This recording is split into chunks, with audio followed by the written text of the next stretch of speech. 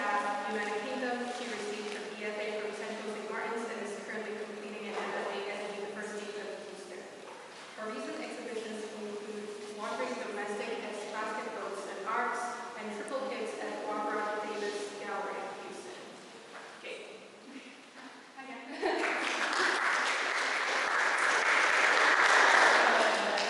So I'm just going to talk a little bit about these recent bodies of work and then how I think about them materially and conceptually. In my work, I'm thinking about the act of looking and how this often creates more space for uncertainty rather than clarity. So I started making these works when I was still in England, taking photographs of moments where I felt like I was noticing or these ruptures of looking what happening. So I was walking past this one window every day, and it was a frosted privacy window, and you'd see different coats and bags and things abstracted through the glass, and it would keep changing. And I sort of realized how aware I was that I was seeing something. The same way as if you're driving and you have water on your windshield, and your eyes can focus on the water or the distance beyond, there's this sort of oscillation between the focusing and being in that moment. So the works begin with photographs. So I'm taking lots of photographs of these moments. They get archived into these big files, and then I pull from them to make these digital compositions.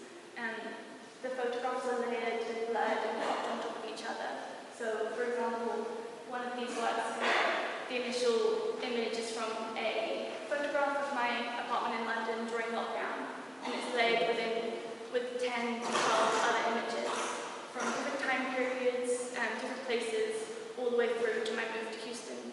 So I'm thinking about flattening these different times and spaces together to remove these images from their context and their subject and their signifiers. So once the digital composition is made, I print them using a tile process, and I use everyday office printers, trying to think about mechanical reproduction and what it means to use everyday things the same way in which photographs and documents circulate out in the world. And I think this is important for the work because at the end I hope that this speed and legibility is in tension with the paintings. Once I've printed them all out, they become assembled, I coat them with a medium and I press them into silk. Once this dries together, I spend a lot of time by hand rubbing away the paper support. So what's left is this thin trace of the toner suspended in the medium and held on the surface of the silk. I think a lot about how delicate and fragile it is, and about how Rosalind Krauss described the photograph as indexable, and how the photograph is a shadow or a trace of the represented object. In my work, I'm thinking about that one step removed, and that the paintings ended up being traces of traces or shadows of shadows.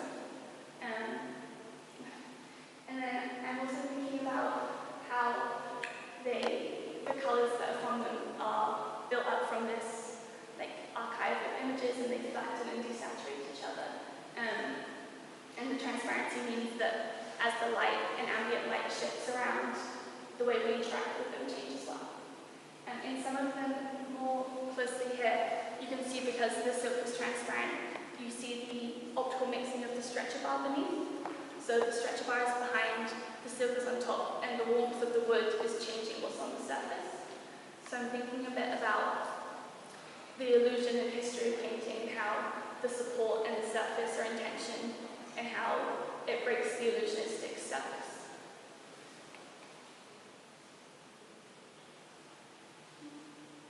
With this, I'm also considering if the supports are visible,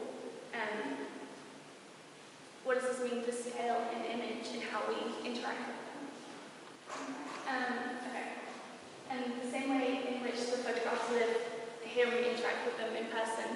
When the images are photographed themselves, I imagine them in this sort of loop that the paintings begin with images, and they're pulled out of this digital, brought into material, and then they're photographed again to sort of circulate in images like this, or PDFs or applications, and it comes all the way back around, breaking down this authority of the image.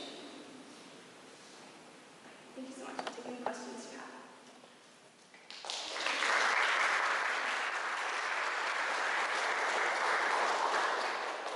Thank you.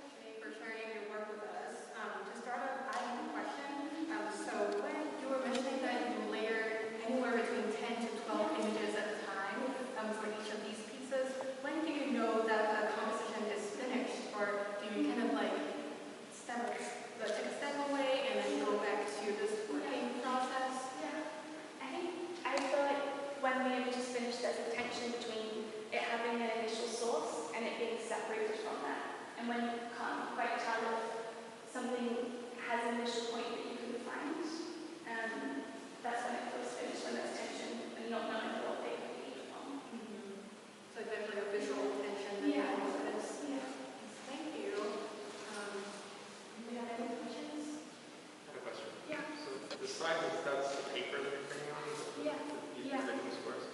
And that's what that looks like on the page? Yeah, exactly. So standard office printing sizes. How important is that, like, the fact that that's like an office? I think the scale changes depending on the scale of the works, and some of the smaller pieces, the grid is smaller, so I imagine it's sort of contracting and growing.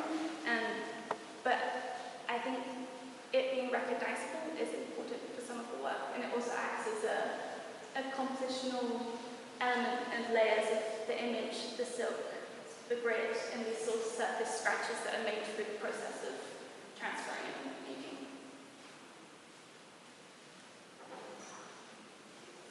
How long does the styles take from like initial concept, Yeah. like all photos to Yeah. it being ready to present? I think it changes a lot depending on the work. The digital composition will live there for quite a few weeks, and I'll keep changing it, bringing it out, and putting it back in. But once that has been made and printed, it'll take around a week and a half or so to get it onto the silk and stretched. And once that's done, I can't make any further edits.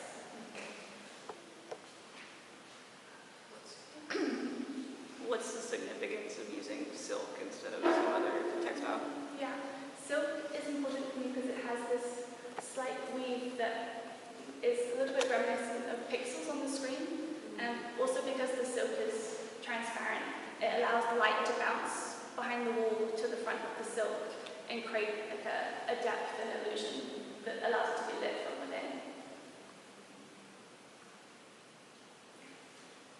Your transfers are so clean and like the edges are so nicely, put together. I was just curious if you could talk a little bit about your material inspiration and finding that kind of good fit. Yeah, I think the early work, not only did it look a bit different in the transfer process, but it was more tied to a representation of an image. So as that began to dissolve, I had to pay a lot more attention in keeping the edges clean and allowing the grid to fade back in and come forward without sitting on the front. So a lot of rolling or creating enough pressure between the two. How many images are you layering on top of them? And then what, can you explain like for an image choice that you make in choosing certain imagery? Yeah. So I'd say for this piece here, there's around 25 separate images that are layered on top of each other. Normally one acts as a foundation in terms of composition, but it changes so much through the process. I can sit with it for a week and then come back to it, and depending on the strength of each image, they completely cancel each other out.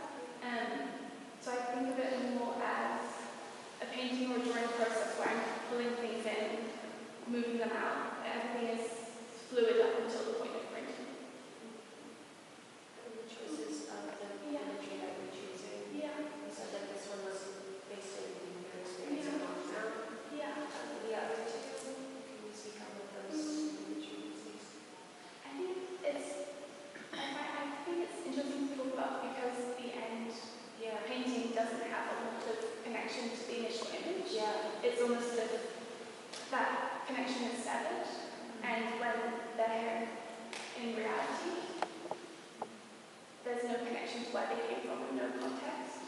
So it's a space where looking can happen in front of you depending on what is visually coming to you.